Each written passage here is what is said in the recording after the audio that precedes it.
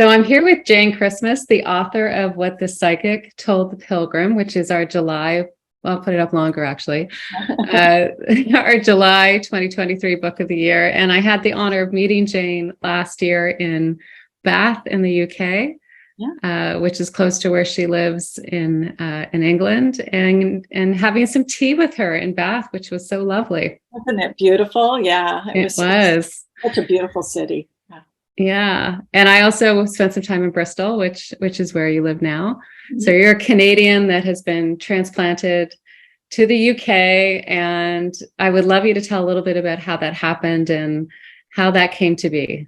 Okay. Well, to be honest with you, it started from a travel thing. So it started with the what the psychic told the pilgrim, as a matter of fact, because I had this sort of, I had not even planned to do the Camino at all, but I was thinking about what to do to mark my 50th birthday. And I was on a plane to Vancouver, and this steward that I got into a conversation with started telling me about the Camino de Santiago de Compostela, which I'd never heard of. But I got this rash of goosebumps as he was talking about it. And funnily enough, when I got on the plane, I had made a promise to myself that by the time I got to Vancouver, I had to come up with a way to to mark my 50th birthday. And so when I got this rush of goosebumps as he was talking about the Camino, then I knew that it was what I had to do and what I wanted to do. So I went on this trip, but I went in like so cold, Carolyn. I just, it was amazing. I'd never put on hiking boots. I've never worn a backpack. This was so out of my comfort zone, but something about it spoke to me. And so I just went with it.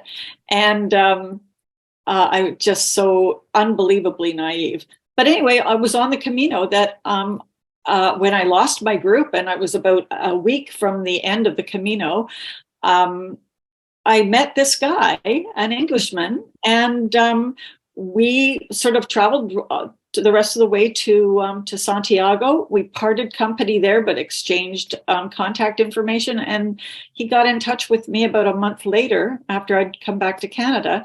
He's from England, and he got in touch and he came over to see me, and he met my family, and we fell in love, and we got married, and that's how I ended up in England. And the rest is history. Yes. And then you made the decision to do the Camino again just recently. What was that like? Well, actually, I did it before. So with that, the Camino, the first Camino, the one that the Psychic Told the Pilgrim is about, was in 2004. We went back in 2018, the Camino del Norte, and went with a couple of friends. And then just a couple of months ago, we were on the Via de la Plata, which is over 1,000 kilometers. And we walked from Cadiz in the south up to Santiago. And it was just very grueling. And but my husband's a huge walker. It's not like I have this great addiction to the Camino, although I do. It kind of bubbles there all the time for me. But my husband's a big walker, and last year my family obligations and events just kind of sucked up all our travel plans, and so I felt I kind of owed him one. And then he said he wanted to do the Via de la Plata, so I went, yeah, sure. How hard can it be? And it was very hard. Exactly. Yeah, it's just a little longer. Just a little bit longer and a little bit tougher, and you're a little bit older and all that sort of stuff. So, but it was still a great experience, and I loved it. Except I had a couple of bad things happen. You know, I got bit by a dog, and you always hear about dog attacks in Spain, but so I got a really bad one. And but you know, you keep on going, and then there was a lot of calamities on this one, which is interesting because when we go on holiday or when we prepare to go on a trip, we only imagine it being smooth sailing pretty much. And we think that we've sussed out all the possible, issues that could come up, but we don't. And we had all these sort of wrenches thrown at us left, right, and center. And I think part of the journey was learning to overcome them and not to swear about them, and just sort of take them. I'm not very good at that. I'm an impatient person. But the Camino teaches you lots of things, not only about your physical self, but your emotional self and your spiritual self. So in your first book, you talked about, or no, this book, The Psychic, you talked about being open to the random nature of life unfolding. Yes. It sounds like you had a little more of that on this one. That was very random. It's true, right? And but I think it is a walking trip is really, I think it's something everybody should do. There's something about the pace and the rhythm of walking that makes you sort of think more deeply about yourself and your life and all sorts of things, your relationships, your desires, your goals, and, all that sort of stuff. So it's a very soulful kind of thing. And just that whole process of slowing down, right? And just one step after the other. It is. It is that. And it's also, you're carrying whatever you own or whatever is necessary on your back. And so it's always such a big shock when you get home and see how much you've accumulated in your life, and then you do this big purge and you say, I don't need all this stuff. And, but yeah, it's wonderful. There's something very freeing about it. It's hard. It's very hard, but it's also wonderfully freeing. What was different about the second or the third time from your other times? What was different other than the distance and the geography and? I think it was a little bit of that, I think with the first time I went very open-eyed and naive and everything like that. And really I was testing myself physically because I'd never done anything like that. And the second walk, well, okay, getting back to the first one just a little bit, I had this issue where I was somehow gathered this group of women together to walk with me. Most of them were women who I didn't know at all, but they heard that I was going to walk it and they wanted to come along. And I think about 2 weeks into our trek, I lost them. And at first I felt really awful. I felt guilty about it. Another part of me felt glad about it because they were, a lot of them were difficult. And I think they wanted me to be, a tour director. And I had no intention of being the tour director or anything. I was going off to explore something that was new to me. And I hope that they had the same degree of, desire to explore as well, and some independence too. And anyway, but one of them didn't relay the information back to the others about where I was going. And so the others thought I had abandoned them, which I hadn't. So I came away from that, and we all finally understood what happened, in the story and how we broke up. But but I came away from that feeling very guilty and feeling like not much of a friend, that I, couldn't hold on to friendships and things like that. But the next time, when I went on the second one, we went with another couple, and they were not very fit. And in fact, one of them had serious health issues and ended up in hospital. But I learned patience and loyalty on that trip. And I think they felt really badly too because of their health issues. And they said, we're not going to be able to finish the Camino. And I said, yes, we are. We're going to finish it. And we're going to walk into Santiago together, come hell or high water. And we did. And somehow we managed it all. And it turned out really, really great. So I sort of felt a little redeemed, I guess, in that sense. And then the third one was... the third one, I had a few experiences where I realized how judgmental I am about people. And I don't know whether I do that as a protective thing. I think we all are to a fair degree. And you encounter people and you go, oh yeah, I don't want to be stuck with that person for, a whole day, let alone, the rest of this trip. But there was one person who I'd kind of pegged him as being sort of a bit full of himself, I guess. And but it turned out he was behind me when the dog attacked me, and he helped my husband like get rid of the dog.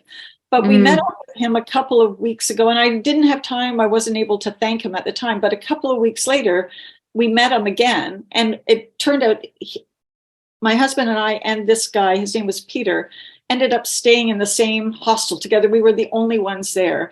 And he looked at my leg. It turned out he was a physiotherapist. And and he said, okay, listen, your leg is still swollen. And I got a treatment for it. And he set up this lymphatic drainage sort of treatment for my leg and taped it all up and everything. It was really so very, very sweet. And he was there at the end when we, he met us when we came into Santiago, and we just talked like for the whole rest of the day together, and we managed to stay in touch too. He said, I want to stay in touch with you guys. And it turned out to be a lovely person, and so it made me think about how I'm so quick to judge people, and that I really need to give them some time to prove themselves, or for me to prove myself to them too, Yeah. So you've walked into Santiago de Compostela now 3 times through the, and I remember that feeling of walking through the arches and seeing the cathedral. Does it get boring doing that 3 times? No, because this time we did it through, the third time we did it through, we came in a different way. So it was it was unusual. And in fact, we kind of got lost when we got in the city. It was like, where the hell is this cathedral? And I did too. There was a lot of construction. So we were wandering around trying to find our way in.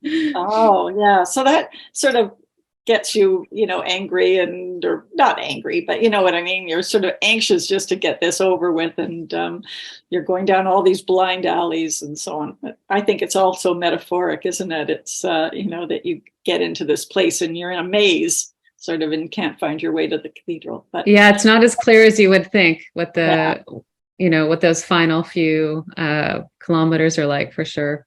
But it's funny because, and I don't know whether you felt this, is that when you get in there, I didn't feel this great triumph or anything. It was more like, oh, yay, now I can get this backpack off. I don't have this issue of having to walk every single day, like 20 kilometers or 25 kilometers the next day. So it was more relief. And I didn't feel, oh, great, what an accomplishment. I've just walked, over 1,000 kilometers. So it's funny. It wasn't that at all. I didn't feel a great spiritual sense either.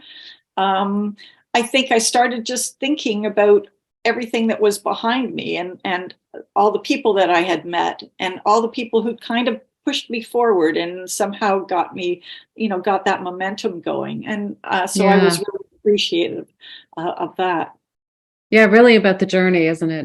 Not so much the destination at the end. That's exactly right. Yeah. Yeah.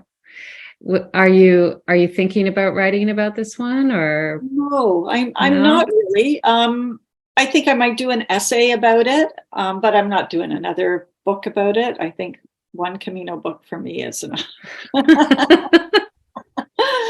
and it's just different. What I really want to encourage people mostly is to do it, to go on it. That's what I hoped with what the psychic told the Pilgrim, is to open this little world to people, for them to see how extraordinary it is, and to take it on their own. Everybody will have a different Camino. And so I just think it's a personal exploration. Well, I'll tell you, I had heard about it. I thought, oh, that's not for me. Kind of because everybody was doing it. And then I read your book, because I think there's you feel some pressure, right, to have some kind of transformative experience on the Camino. And when I read your book, I thought, oh, I could just go and kind of just go with it. I don't have to have an expectation of going through a transformation. I can just, even though it may happen, I mean, often these things happen kind of in a delayed way when you're reflecting, or it takes time to process change, right? But it actually, when I read it, it took some pressure off me, and then I wanted to do it.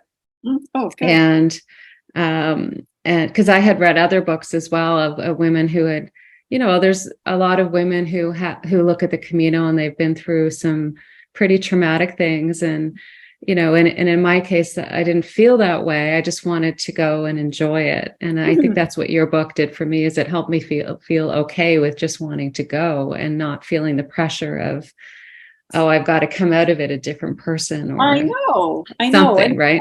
that sense of expectation is so unfairly foisted on people at the beginning of a journey like that too. And yeah, I just didn't, I saw through it, and I didn't, I got very sort of cynical when I got into Santiago Cathedral and saw everybody going and hugging the apostle and that sort of thing. And I thought, nah, that's not for me, Mm-hmm. And I just became skeptical about it, and I felt that I was not the right person to walk the Camino, at one point, and because I thought I didn't get that great spiritual thing. But I had moments of other sort of spiritual type things, and being in that cathedral and seeing those bones and seeing the gold apostle, that's not always the thing. We get our spiritual sustenance from different things, and it could be the kindness of somebody, or it could be a lovely meal that we've had, or friendships that are formed, out of nothing, out of strangers. You get these wonderful friendships going. So yeah, it's just I didn't come out of it like Shirley MacLaine, that's for sure. And This is it, right? Yeah.